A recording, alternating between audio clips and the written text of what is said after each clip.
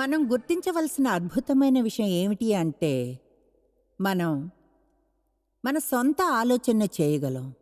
చాలామందికి అది ఒక గొప్ప ప్రకటన. నేనెప్పుడు చెప్తాను, ఎప్పుడైనా దేని గురించి ఆలోచిస్తున్నారనేది ఆలోచించారా? అలాంటి ప్రజలు నా వైపు అదోలా చూస్తారు.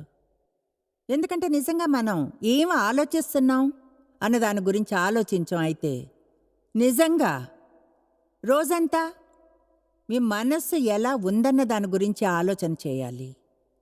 ఉదయాన్నే మీ బుర్రలోనికి ఎటువంటి ఆలోచనలు వస్తాయన్న దాని గురించి, ఎందుకంటే శత్రువుగాని మనల్ని ఉదయాన్నే పట్టుకోగలిగితే కొన్నిసార్లు రోజంతా పట్టుకుని ఉన్నట్లే. బైబిల్లో మనకు బోధించబడి ఉంది, దేవుని వాక్య ప్రకారంగా మనం మన మనసులను నూతనీకరించుకోవాలని. దాని అర్థం, దీన్ని మిస్ చేయకండి, విశ్వాసాలుగా మన ముఖ్య లక్ష్యాల్లో ఒకటి దేవుడు ఆలోచించినట్లుగా ఆలోచించడం నేర్చుకోవడమే. ఆమేన్. మనం ఎన్నో వేర్వేరు విషయాల గురించి మాట్లాడుకున్నాం. వెనక్కి వెళ్ళి వాటిని కవర్ చేయలేం. ఈరోజు మీతో మీ ఆలోచనలు ఎలా మీ క్రైస్తత్వపు నడకను బాధిస్తాయన్నది చెప్తా. మీ సంబంధాన్ని ఎలా బాధిస్తాయో దేవునితో, అలాగే ఒక వ్యక్తిగా మిమ్మల్ని. కనుక ముందుగా వేయాలనుకున్న ప్రశ్న, దేవుడు మీ గురించి ఏమనుకుంటున్నాడనుకుంటున్నారు?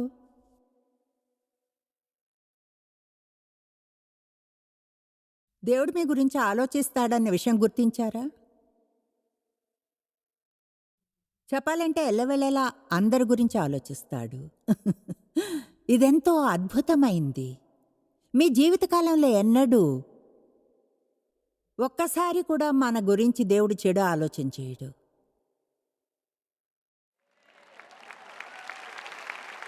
ఎన్నడూ ఇలా ఆలోచించలేదు, నువ్వెప్పటికీ మారవు, ఇలా లేదు, నీకు నిరీక్షణ లేదు.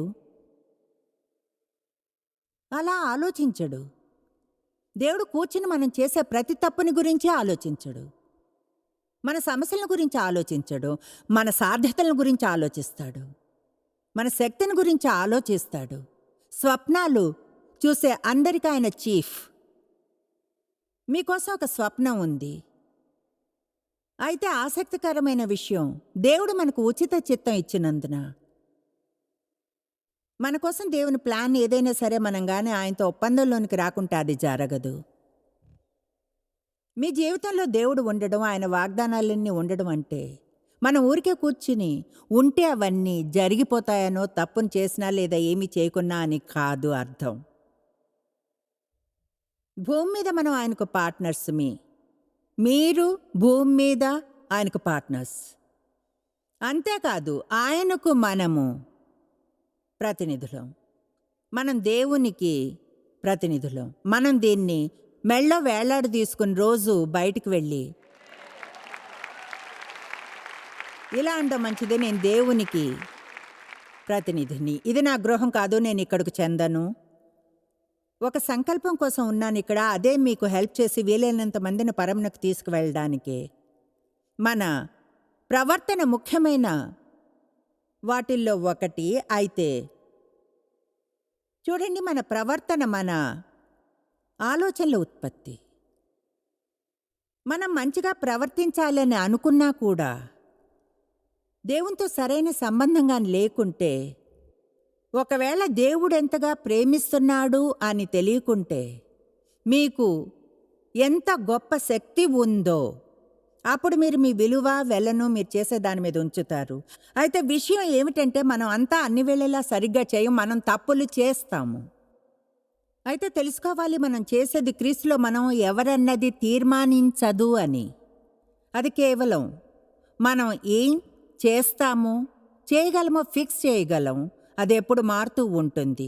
అయితే మనకు చర్చిలో ఏదైనా అవసరం ఉందంటే, అది క్రైస్తవులకే, మనలోని ప్రతి ఒక్కరికి క్రీస్తుతో సహకరించి ఆత్మికంగా పరిణితిని పెంచుకుని లోకంలోనికి వెళ్ళి మనం దేన్ని నమ్ముతామంటామో అలా ఉండడం, ఉండి చూపించడం.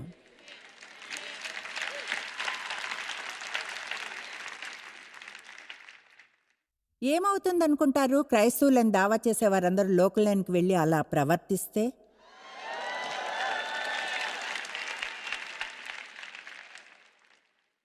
విషయాలు అద్భుతంగా ఉంటాయి కాదా? ఈరోజు దేవుడు మీ గురించి ఏమనుకుంటాడని అనుకుంటారన్న దాని మీద ఫోకస్ చేద్దాం. తర్వాత మీ గురించి మీరేమనుకుంటారు? మీరంటే మీకు ఇష్టమేనా? మీపై మీకు కోపమా? మిమ్మల్ని మీరే తిరస్కరించారా? మీరుండాలన్నట్లు ఉండకుండా వేరే ఏదోగా ఉండడానికి ట్రై చేస్తున్నారా? అంతా ఉన్నా వేరే ఎవరిలానో ఉండడానికి ట్రై చేస్తున్నారా? అయితే బాగా సెటిల్ అయ్యి మీరుగా ఉండడం మంచిది. ఎందుకంటే మిగతా అందరూ వాళ్ళే.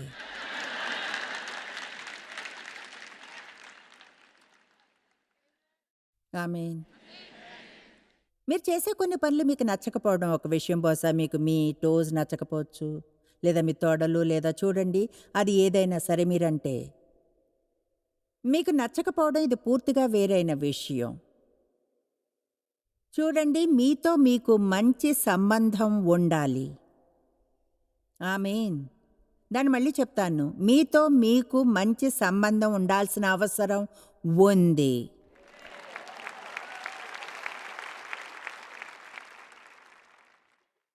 ఈ బోధన చేయడం నాకిష్టం. చాలామంది తమ జీవితాన్నే గడిపేస్తారు. అయినా వారితో వారికి ఎటువంటి సంబంధం ఉన్న దాని గురించి ఆలోచించరు. నేను ఆలోచించలేదు. ఎన్నో ఏళ్ళు నేనంటే నాకు నచ్చలేదు. ఇంకెవరిలానో ఉండడానికి ట్రై చేశాను. డేవిలా ఉండాలని, మా పక్కింటి వారిలా, మా పాస్టర్ గారి భార్యలా ఎప్పుడు వేరే ఎవరిలానో ఉండడానికి ట్రై చేశాను. అలా చేసినప్పుడు చివరికి కన్ఫ్యూజ్ అయ్యి ఎప్పుడూ విసిగిపోయింటారు. ఎందుకంటే దేవుడు ఇంకెవర్లానో ఉండడానికి మీకు హెల్ప్ చేయడు. దేవుడు మీకు హెల్ప్ చేయడు. మీరు ఇంకెవర్లానో కనిపించరు. మీకు సరిగ్గా అదే బాడీ షేప్ లేదా సైజు ఉండదు ఇంకెవరికో ఉన్నట్లుగా. నేనెంతగా ఇజ్రాయెల్లా పాడాలనుకున్నా అనవసరం. పాడలేనంటే పాడలేను.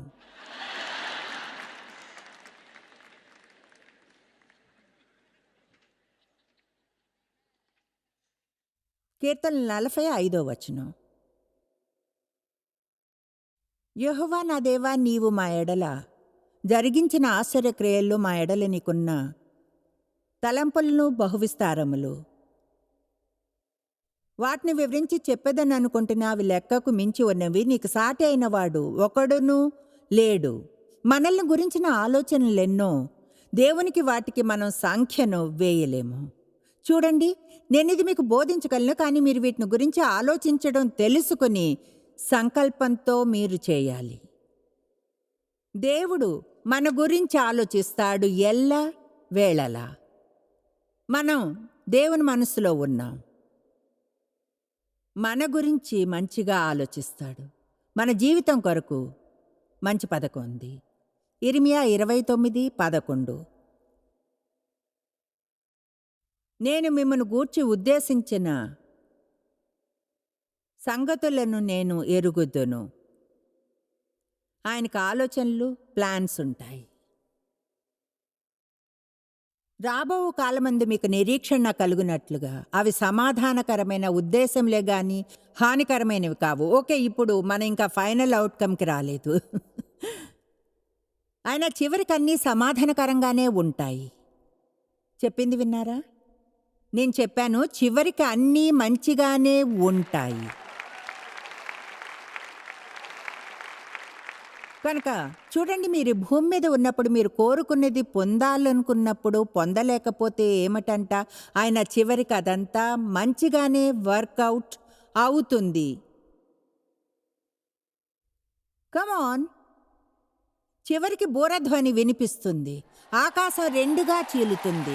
ప్రధాన దూత శబ్దముతోనూ క్రీస్తునందుండి మృతులైన వారు లేచెదరు. ఆ తరువాత సజీవులమై ఉన్న మనం ఆకాశ మండలమునకు మేఘాల మీద తీసుకెళ్లబడతాం. అది వర్కౌట్ అవుతుంది. ఓకే, మీకు తెలుసా, ఒకవేళ నేను పర్ఫెక్ట్ కాకున్నా లేదా మీరు కాకున్నా సరే, యేసు వచ్చేప్పటికి ఎలాగో మనం అలా ఉండలేము. ఆయన అంతా మంచిగా వర్కౌట్ అవుతుంది. ఎందుకంటే కనురెప్ప పాటులో మనం మార్చబడతామని. దాని గురించి మీరు ఆలోచించండి. మనందరం కనురెప్ప పాటులో మార్చబడతాం. అప్పుడు ఆయనతో నిరంతరం నిరంతరం నిరంతరం నిరంతరం నిరంతరం జీవిస్తాం. మ్యాన్ ఈ ఉదయం చేసిన ఆరాధన బాగుందనుకుంటే జస్ట్ వెయిట్. ఓ హనీ, మీరు గతంలో ఎన్నడూ చూడని సెమినార్ లాంటిది చూపిస్తాము. ఏమో ఎప్పుడైనా మోషేతో బోధిస్తానేమో, ఏలియాతో, నాకు తెలీదు.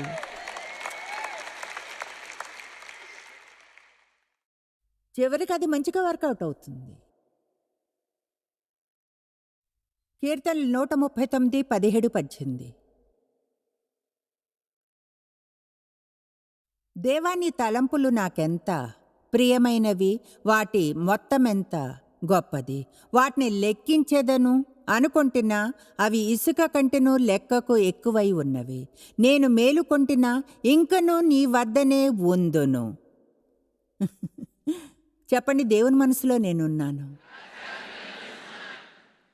ఉదయాన్ని లేవగానే దాని గురించి ఎలా ఆలోచించాలో తెలుసుకోండి. దేవా, నీ మనసులో ఇప్పుడు నేనున్నాను. అద్భుతం. దేవుడు మనం అద్భుతం అనుకుంటాడు. మీరు ఇలా అనకండి, నేను చెప్పానని. మీరు అద్భుతం అని దేవుడు అనుకుంటున్నాడు అని.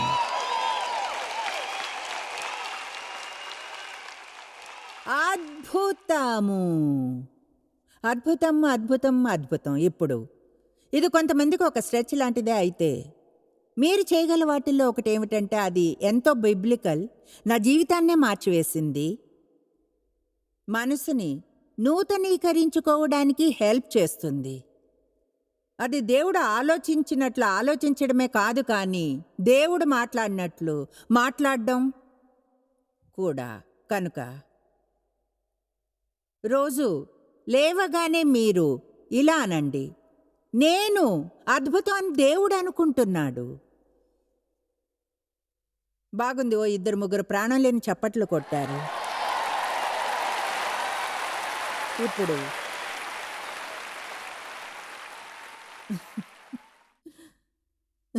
ఇది మీ జీవితాన్ని ఎలా మార్చగలదో మీకు ఐడియా కూడా లేదు. ఎందుకంటే మీ గురించి మీరు నమ్మిన దానికంటే ఎక్కువగా ఎన్నడూ జీవించారు కనుక. మీరు గందరగోళం అనుకున్నంత వరకు ఏది మంచిగా చేయలేమని, మీ జీవితం చిత్తడిగా ఉందని చూడండి. మీరు మంచిగా ప్రవర్తించిన రోజుల్లోనే దేవుడు ప్రేమిస్తాడు అనుకుంటారా? ఆయనకి నచ్చని రోజుల్లో ఇష్టపడ్డు అని, చిరాకు పడు లేదా కోపంగా ఉన్నట్లు, మీ జీవితంతో నిరాశపడినట్లు అనుకుంటారు. కమాన్, మీరు గందరగోళపు సమయాల్లో ఉన్న అద్భుతమైన వారనే అనుకుంటాడు.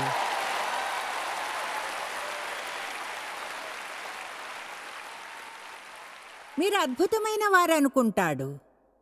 కమాన్, మీ పిల్లల గురించి ఎలా ఫీల్ అవుతారు? మీలో ఎవరికైనా ఒక చిన్న బిడ్డ ఉండి మొదటిసారి తనగా తినడం మొదలుపెట్టినప్పుడు అన్నం అంతా వారి మీద పోసుకోవడం, తల మీద వేసుకోవడం, కూరంతా ముక్కుకు పూసుకోవడం, అలాంటివన్నీ పిల్లలు చేస్తారు. అవును, అదంతా క్లీన్ చేయాలి, కానీ చెప్పాలంటే అదంతా ఎంతో వినోదంగా, క్యూట్గా ఉందనుకుంటారు. ఈ ఆత్మిక పరిణతికి టైం పడుతుంది అని దేవుడు అర్థం చేసుకుంటాడు. మీ మీద కోపంగా ఉండడు, ఎందుకంటే మీరింకా పర్ఫెక్ట్ అయిన ఆ చోటుకి చేరుకోనందున. మీరు అద్భుతం అనుకుంటాడా ఆయన?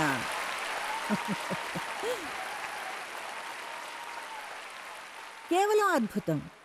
ఇప్పుడు నేను ఇక్కడ ఒక నిమిషం ఆగి ఒకటి ఎక్స్ప్లెయిన్ చేస్తాను. అనిపిస్తుంది మన సంఘాల్లో ఇటువంటి విషయాలు ఎందుకు ఎక్కువగా వినపడవని.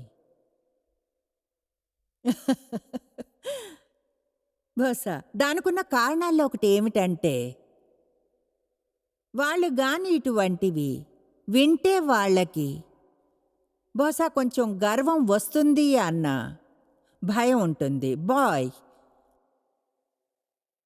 అదంతా డేంజరసో మనకి తెలుసా, అది నిజం కూడా. అయితే విషయం ఏమిటంటే, దేవుడు మీ గురించి ఆలోచించినట్లు మీరు ఆలోచిస్తే అది గర్వం కాదు. మరెవరికంటేనో మీరు బెటర్ అని ఆలోచించడం ఆరంభిస్తేనే అది గర్వం అవుతుంది.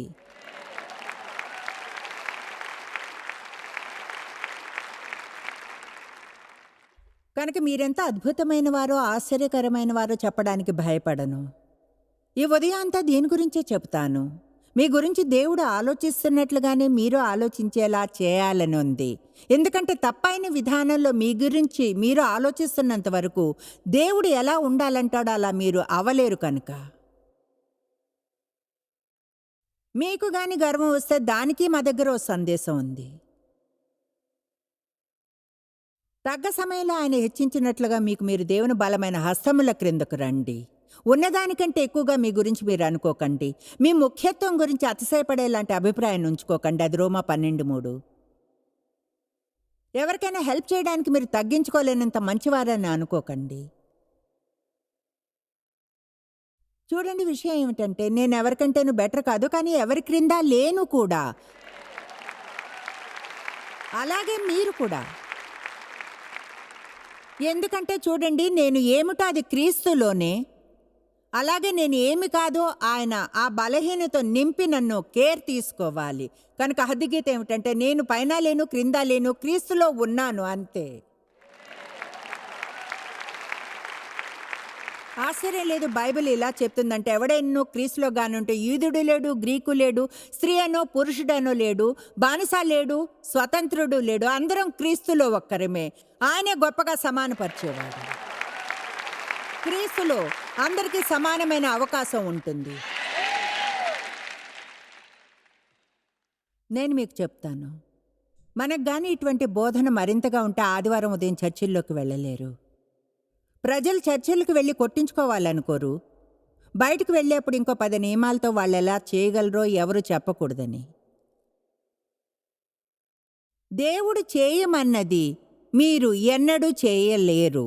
ఒకవేళ ఆయన మీరు ఎవరో ముందుగా తెలుసుకోకుంటే మిమ్మల్ని ఎలా చూస్తాడో, ఎంతగా ప్రేమిస్తాడన్నది మీరు చేయలేరు. మీరు అది చేయలేరు. ఏం చేయాలో చెప్పడం ఒకటి, నేను అలా చేస్తూ చాలా టైం వెచ్చిస్తాను. అయితే నేను ఎప్పుడూ నా బోధనల్లో ఇటువంటి సందేశాలను దూరుస్తాను. ఎందుకంటే దేవుడు చేయమన్నది మీరు చేయలేరు. ఒకవేళ మీరెవరో మీకు తెలియకుంటే ఆయన ఎలా ఫీల్ అవుతాడో మీ గురించి, ఆయన ఆలోచించినట్లు ఎలా ఆలోచించాలో తెలుసుకోండి. మీ గురించి మీరు ఎప్పుడూ మీ నోటితో కించపరుచుకునే మాటలు చెప్పకండి.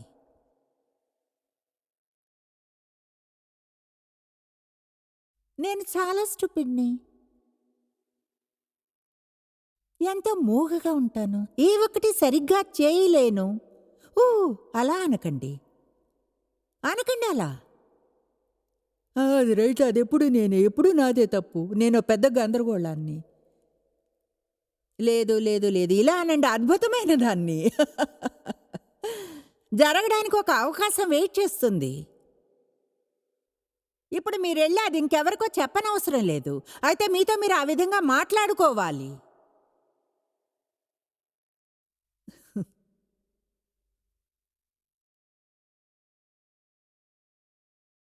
ఆమోస్ 3:3 చెప్తుంది, ఒప్పందం లేకుండా ఇద్దరు ఎలా కలిసి నడవగలరు అని.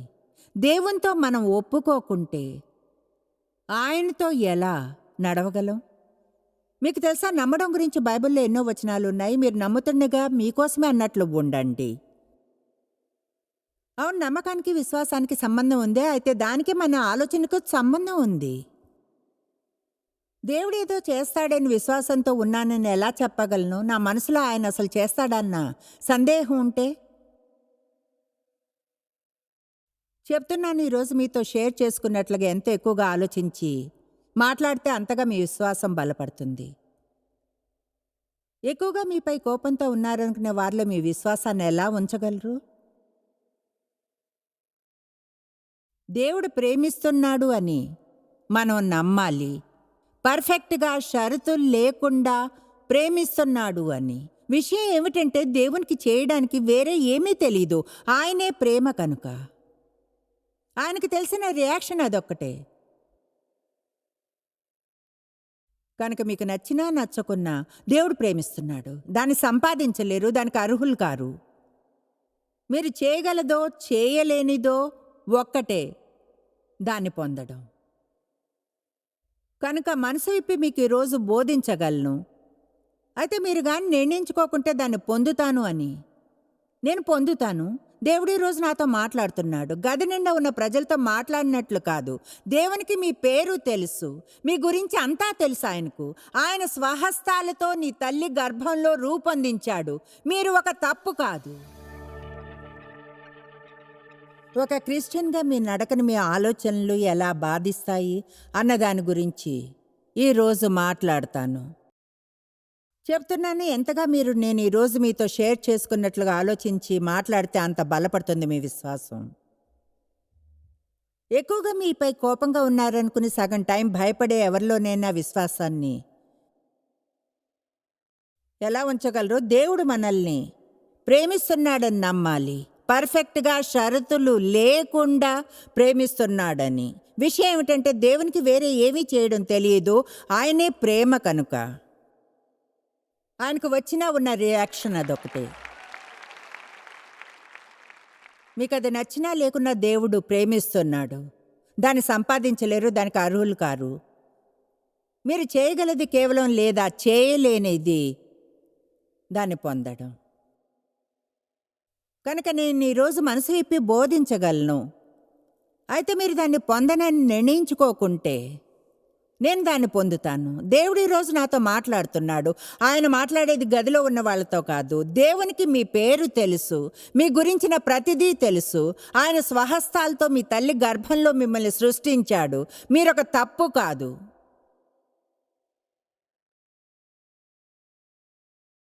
ఎల్లవేళలా మీ గురించి ఆలోచిస్తాడు. మీకోసం మంచి పథకాలున్నాయి. ఇప్పుడు చూడండి, చాలామంది కాదు కానీ కొంతమంది కూర్చుని ఇలా ఉన్నారు. మిమ్మల్ని చూసి చెప్పగలని మీకు ఎలాంటి విశ్వాసం లేదని. కనుక మీరు తిరిగి వస్తారు బస మరొక సభకు. అప్పుడు కూడా మీరు ఇలా ఉంటారు. ఎందుకంటే అసలు ఎవరైనా దీన్ని విని ముఖం మీద నవ్వు కూడా లేకుంటే,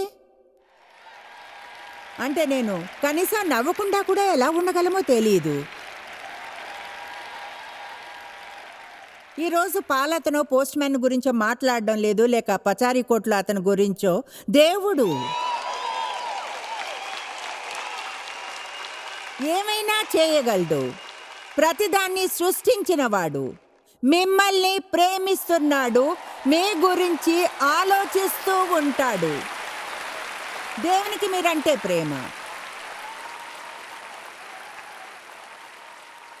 దేవుడు నా మనసులో టీవీ ప్రేక్షకులతో మాట్లాడమని చెప్పాడు. ఎందుకంటే నాకు తెలుసు ప్రజలు ఇప్పుడు నన్ను చూస్తూ ఉన్నారని. మీరు సీరియస్గా ఆత్మహత్యని గురించి ఆలోచిస్తున్నారు. జీవితంలో చాలామంది ఆ పాయింట్కి చేరుకోవడానికి పెద్ద కారణం ఏమిటంటే ఎవరు వాళ్ళని ప్రేమించడం లేదని అనుకోవడం వల్లే. వాళ్ళు ఎన్నడూ దీన్ని సరిగ్గా చేయలేరు అని. ఆ పాయింట్కి చేరుకోవడానికి ఉన్న ఒక కారణం ఏమిటంటే మీరు మీకెన్నడూ నిజమైన విలువ వెలని ఇవ్వలేని వేరే వాటిలో మీరు విలువను వెలను వెతుకుతుండమే. అందుకే మీరు పెద్ద గందరగోళమని ఫీల్ అవుతారు.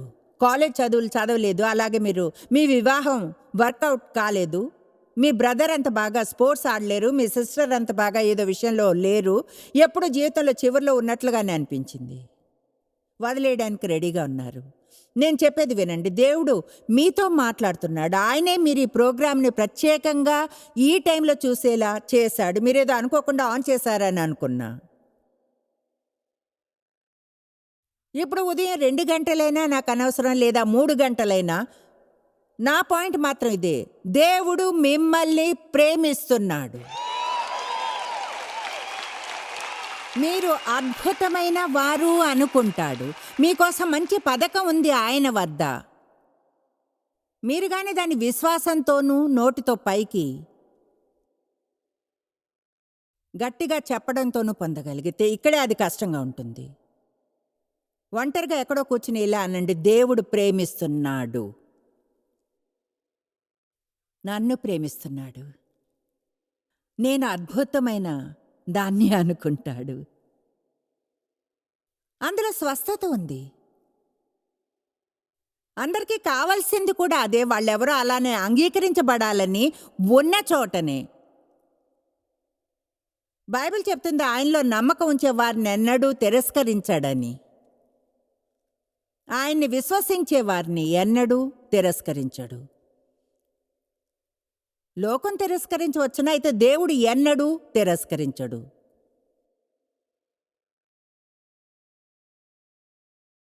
యోహాను 5:38.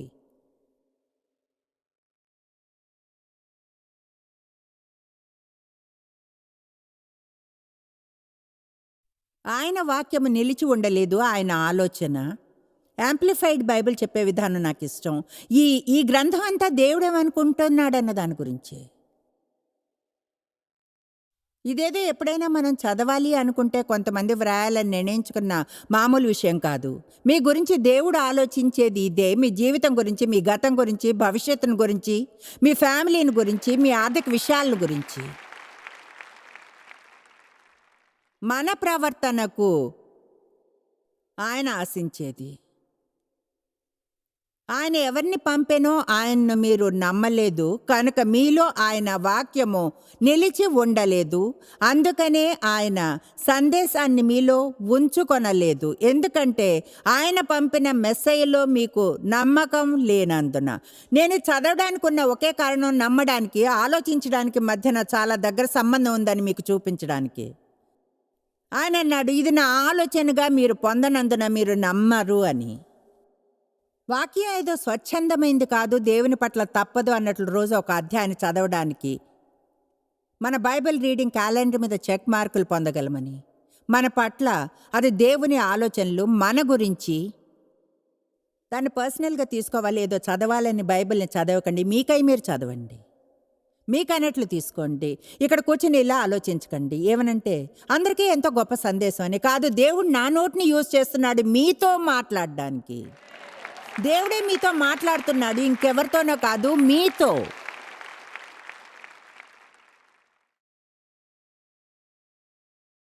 కొలస్సీ 3:1-2. తర్వాతది కొలస్సీ 3. మీరు గాని క్రీస్తుతో కూడా లేపబడిన వారైతే నూతన జీవితానికి మృతుల్లోంచి ఆయన పునరుద్ధానాన్ని పంచుకుంటూ పైనున్న వాటినే వెదకుడి. అక్కడ క్రీస్తు దేవుని కుడి పార్శ్వమున కూర్చుండి ఉన్నాడు. పైనున్న వాటి మీదనే కానీ భూ సంబంధమైన వాటి మీద మనసు పెట్టుకొనకుడి. చాలా సింపుల్ అంటున్నాడు. నేను ఇచ్చే జీవితాన్ని కానీ మీరు కోరుకుంటే, యేసు మరణించి మీకు ఇవ్వాలనుకున్న జీవితాన్ని నిజంగా ఎంతమంది ఆనందించాలనుకుంటారు? నేను కూడా. తర్వాత అంటున్నాడు, మీ కోరిక అదే అయితే మీరు దాన్ని ఆ విషయాల మీద మనసు నుంచి వెతకండి, అంతేకాని భూ సంబంధమైన వాటిని కాదు. అంటే మీ పూర్తి రోజు నాశనం చేసుకోగలరు ఊరికే కూర్చుని ఎవరో మీ గురించి ఆలోచించే దాని గురించి అప్సెట్ అవుతుంటే. నిజం ఏమిటంటే వాళ్ళు మీ గురించి ఏమనుకుంటున్నారో అది వీసమంత మార్పును కూడా చేయలేదు. మ్యాటర్ అయ్యేదంతా మీ గురించి మీరు అనుకునేది, అది మీ గురించి మీరు అనుకునేది.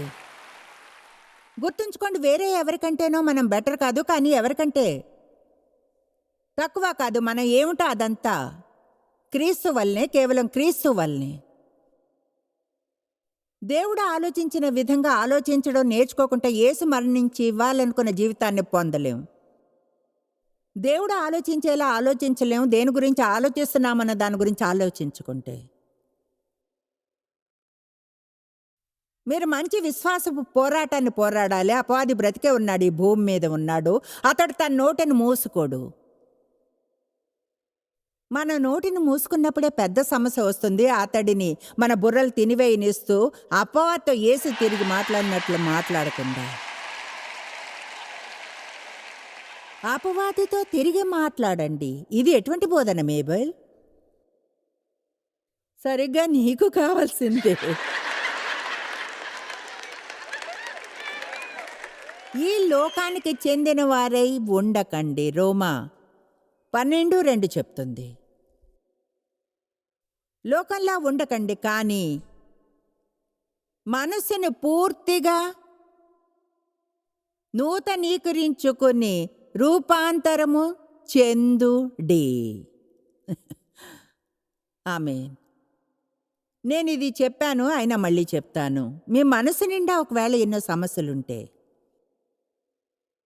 నాకనవసరం మీరు మా వనరుల టేబుల్ దగ్గరికెళ్ళాల్సొచ్చినా, నేనిప్పటి వరకు వ్రాసినవన్నీ కొన్నా లేదా మనసును గురించి చెప్పినవి. మనసొక యుద్ధరంగం ఉంది. పవర్ థాట్స్, డివోషనల్, ఇంకా battle field of the mind devotional ఉంది. వాటిని బాత్రూంలో పెట్టుకోండి అంటే ఒక చిన్న వాక్యాన్ని కూడా పొందకుండా బాత్రూమ్ కూడా వెళ్ళరన్నట్లుగా. అలాగా సీక్రెట్ పవర్ బుక్ని పొందండి. మీరు కానీ స్త్రీ అయితే పర్సులో పెట్టుకోండి, మ్యాన్ బ్యాగ్లో, ఒకవేళ పురుషులైతే అది ఏదైనా సరే. గతంలో నేను డేవ్ వస్తువులను క్యారీ చేసేదాన్ని, కొన్నిసార్లు నేను అలసిపోయేదాన్ని. ఓ అయితే కాదు, ఆయన ఎలాంటి బ్యాగు పట్టుకెళ్ళరు, నా పర్సన్ కూడా. నా కోసం దీన్ని పట్టుకుంటారు, లేదు నేను ఆ పర్స్ పట్టుకోను. అది పిచ్చితనమే. నా జీవితంలో నేను చూసిన కాన్ఫిడెంట్ వ్యక్తి ఆయన నా పర్సన్ మాత్రం పట్టుకోరు. ఒకేసారి పట్టుకుంది నా హిప్ రీప్లేస్మెంట్ ఆపరేషన్ అయిన తర్వాతే వాకర్తో నడుస్తుంటే కాఫీ షాప్ లోపలికి కారు దిగి వెళ్తున్నప్పుడు ఆయన అన్నారు, నీ పర్స్ పట్టుకుంటా. ఓ, మనం ఇప్పుడు చాలా ఎదిగిపోయాం.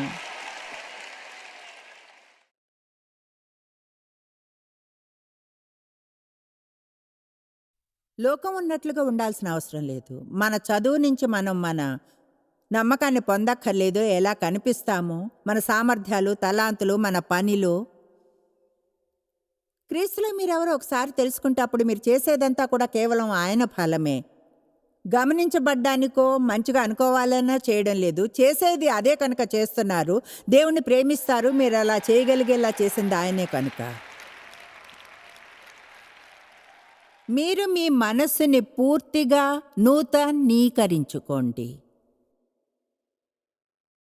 2 కొరింథీ 5:17. కనుక ఎవడైనా క్రీస్తునందుగానుంటే దాని అర్థం మనం మన పాత జీవితం నుంచి తీసివేయబడి క్రీస్తులో ఉంచబడతాము. మెస్సయ్య అతడు నూతన సృష్టి అవుతాడు, పూర్తిగా నూతనమైన వాడిగా, పూర్ణంగా క్రొత్తగా పూర్తిగా అవుతాడు. పాతవన్నీ కూడా పోతాయి. మీ మనసు వెనక్కి వెళ్తుంటే మీరు ముందుకు వెళ్ళలేరు. ఆమేన్.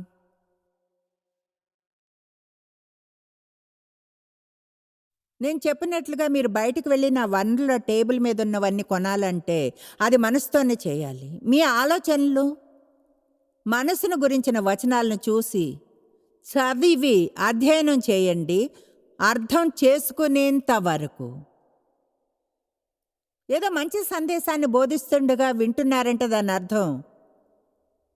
అర్థమైందని కాదు. చాలామంది బైబిల్లో అండర్లైన్ చేస్తున్నారు, ఇంకా ఏదో చేస్తున్నారు. మంచిదే అయితే దాని అర్థమైందని కాదు.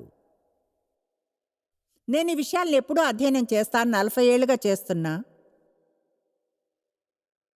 ఎంత ఎక్కువగా దేవుని కోసం చేస్తే అంతగా అపవాది మీ వెనుక వస్తాడు. అది చెడు వార్త అని నా అర్థం కాదు, కానీ మీరెంతగా విజేతలయ్యి ఎంత త్వరగా అతన్ని గుర్తిస్తే అంత తక్కువగా మిమ్మల్ని విసిగిస్తాడు. ఎందుకంటే మీరెవరికి సొంతమో మీకు తెలుసు.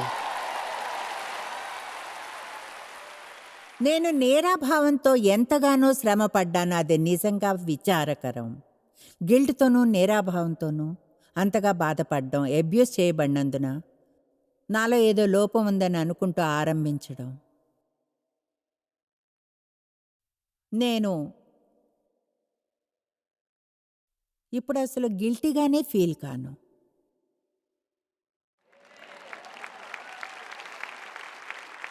ఇప్పుడు అది ధార్మిక ప్రజలకు కోపం తెప్పిస్తుంది. అంటే ఒకవేళ ఏదైనా ధార్మిక దయ్యం నన్ను ఇప్పుడు వింటూ ఉంటే అతడు కొంతమందిని కదిలిస్తాడు. మీరు ఇలా అనుకుంటారు, నువ్వంతా పొందావని అనుకుంటున్నావు కాదు. అయితే పర్వాలేదని నాకు తెలుసు.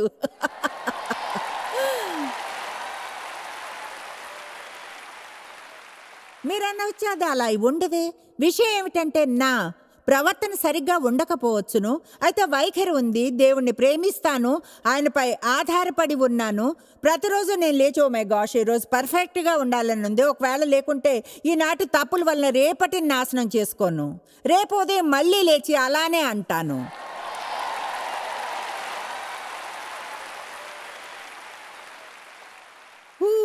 హల్లెలూయా.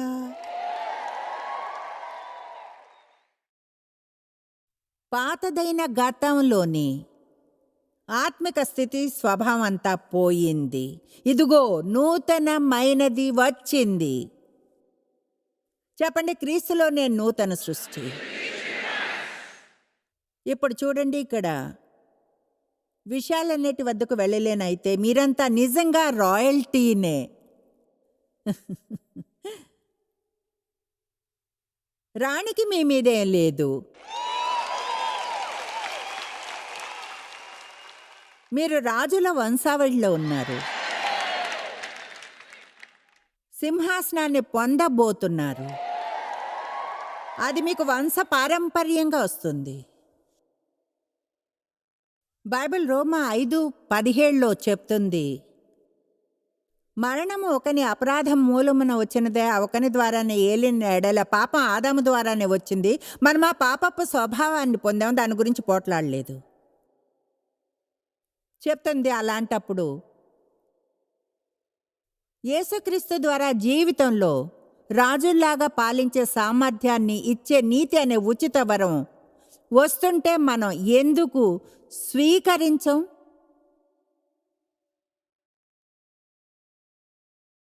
నిజంగా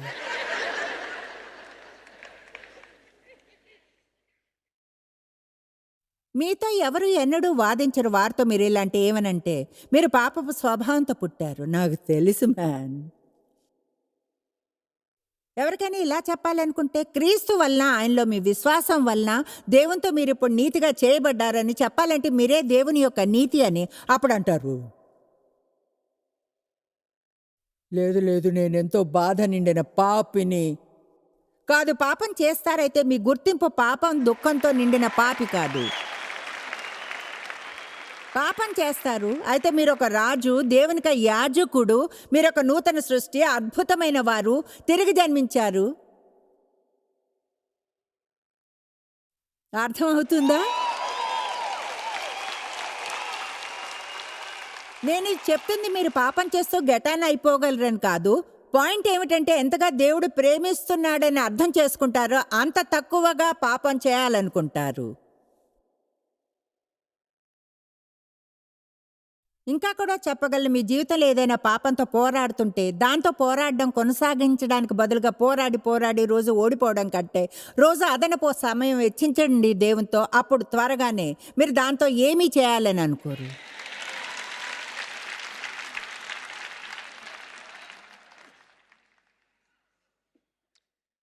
ప్రకటన 5:10 మా దేవునికి వారిని ఒక రాజ్యముగాను యాజకులగాను చేసితివి కనుక వారు భూలోకమందు ఏలుదురు. మిమ్మల్ని ప్రశ్న అడుగుతాను, విషయాలపై మీరు ఏలుతున్నారా లేదా వాటికి మీపై అధికారం ఉందా? ఒక విషయం చెప్తాను, బైబిల్ చెప్తుంది పరిశుద్ధాత్మ మీ మీదికి వచ్చినప్పుడు శక్తిని పొందుతారు అని. లూకా 10:19 ఇదిగో పాములను తేళ్లను త్రొక్కుటకును శత్రువు బలమంతటి మీదను మీకు అధికారము అనుగ్రహించి ఉన్నాను, ఏదియు మీకెంత మాత్రమును హాని చేయదు. కమాన్, గట్టిగా చెప్పండి, నాకు శక్తి ఉంది. కనుక చూడండి, మీరు ఉదయాన్నే లేచి ఇలా అనకండి, వయసు అయిపోయింది, అసలు ఈ రోజున గడపగలనా అని తెలియడం లేదు. నేను ఒకటి చెప్పనా, చాలా కఠినంగా ఉంది. లేచి ఇలా ఆలోచించండి, దాన్ని తీసుకురండి. దానిపై ఉన్నాను, క్రింద కాదు. నేను శిరస్సుని తోకను కాను. ఒక విషయం చెప్పాలి, నేను ఇక్కడ ఉంది ఒకలాంటి పవిత్రమైన చైర్ లీడింగ్ సెషన్ని చేయడానికి కాదు. నేను ఈ విధంగా జీవిస్తానని చెబుతూ ఉన్నాను. మీరు విజయంలో జీవించాలనుకుంటే క్రీస్తులో మీరెవరో తెలుసుకోవడం నేర్చుకోవాలి. దేవుడు ఆలోచించినట్లుగా ఆలోచించడం, మాట్లాడడం. మీతో మీరు మాట్లాడుకోండి, మీకు హెల్ప్ చేసేది ఏదైనా చెప్పడం మొదలు పెట్టండి.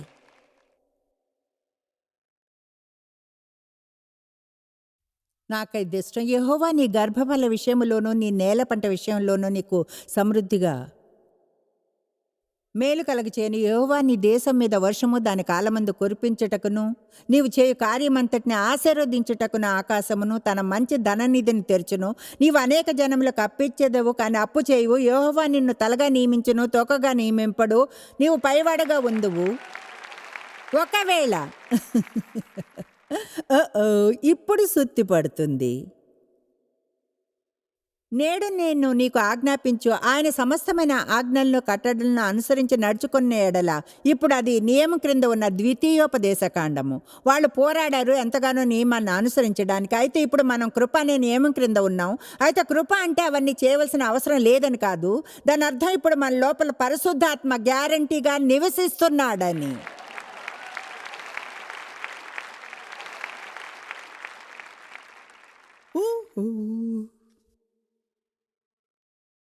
ఒక్క నిమిషం గుర్తింపు పోవడం గురించి మాట్లాడుకుందాం.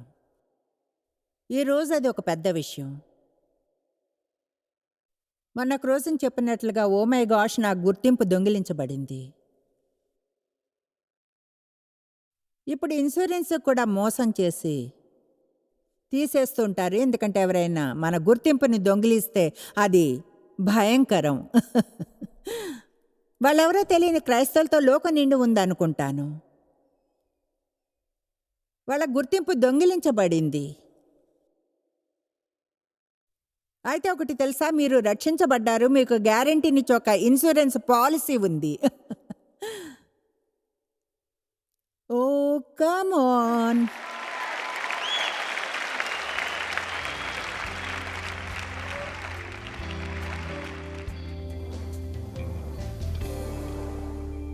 రోమా 12 బోధిస్తుంది మనసు నూతనీకరించుకోవాలి అని. దాని అర్థం దేవునిలో ఆలోచించడం నేర్చుకోవాలని, దేవుడు మాట్లాడినట్లు మాట్లాడటం. చూడండి, కీర్తనలు 139 ఎంతో ప్రేరణ కలిగిస్తుంది. చెప్తుంది మన పట్ల దేవుని ఆలోచనలు ఇసుక రేణువులన్నీగా ఉంటాయని.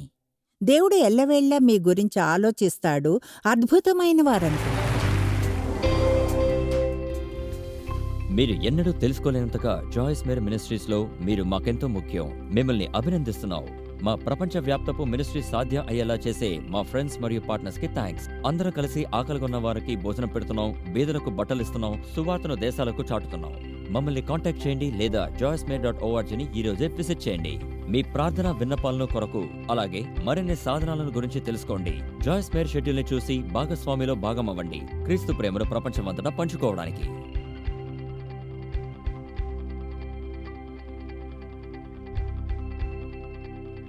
ఈ program Joyce Meyer ministries partners మరియు ఫ్రెండ్స్ ద్వారా స్పాన్సర్ చేయబడింది.